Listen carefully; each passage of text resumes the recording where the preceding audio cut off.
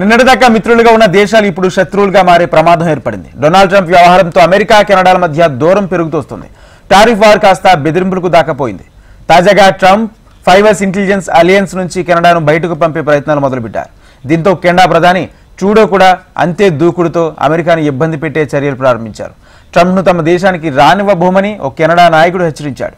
ఈ పరిణామాలు ఇంకెంత దూరం వెళతాయో ఇరు దేశాల ప్రజలు ఆందోళనలో ఉన్నారు.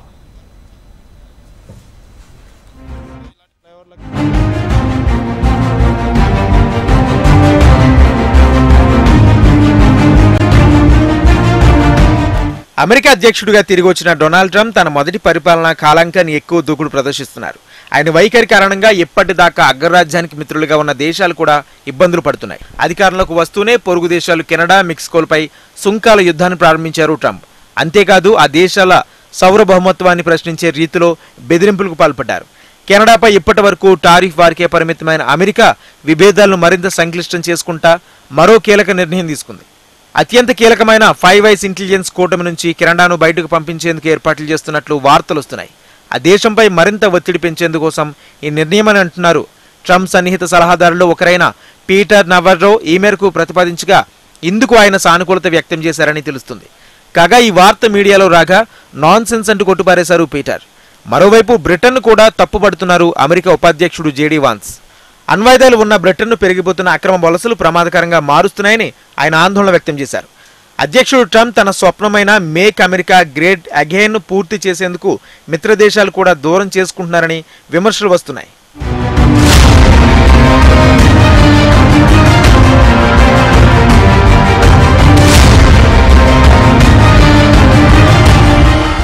రెండో ప్రపంచ యుద్ధం విజయంలో ఇంటెలిజెన్స్ సహకారం కీలక పాత్ర పోషించింది. దీన్ని గుర్తించిన అమెరికా, యూకే 1946లో విశ్వసనీయ సమాచార మార్పిడి కోసం యూకే-యుఎస్ఏ ఒప్పందం చేసుకున్నారు.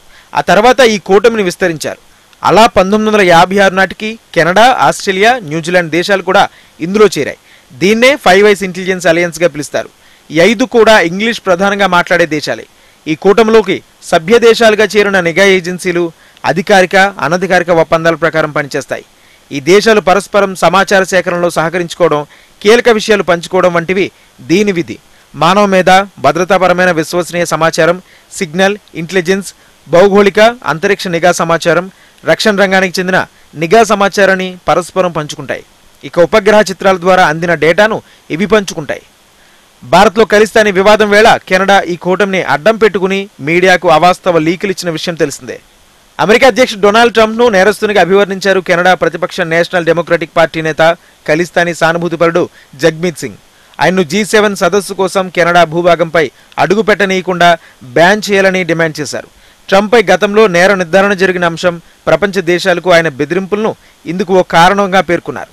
Jagmeet Singh Montreal council on foreign relations సమావేశంలో మాట్లాడుతూ ఈ వ్యాఖ్యలు చేశారు.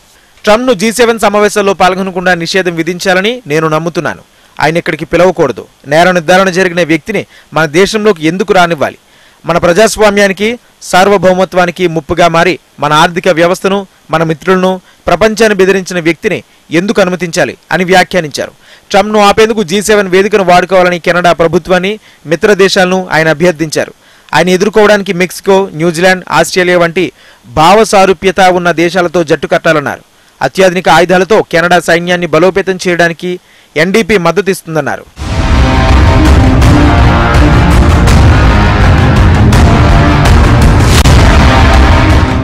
అయితే సింగ్ ప్రకటనపై కెనడా ప్రభుత్వం స్పందించలేదు. దీనిపై తాము ఎటువంటి వ్యాఖ్యలు చేయబోమని ప్రధాని కార్యాలయ ప్రతినిధి వెల్లడించారు.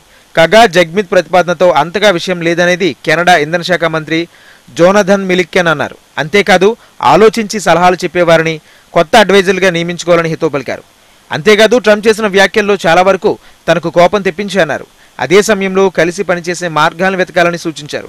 మనం తెగదంపులు చేసుకుని సముద్రంలో మరో చోటుకు వెళ్ళిపోలేం కదా, వారు మన పొరుగువారు, కలిసే ముందుకు వెళ్లాలని పేర్కొన్నారు. G7 దేశాల సమావేశాల్లో కెనడాలోని ఆల్బర్టాలో జూన్ 15 నుంచి 17 వరకు జరగనున్నాయి.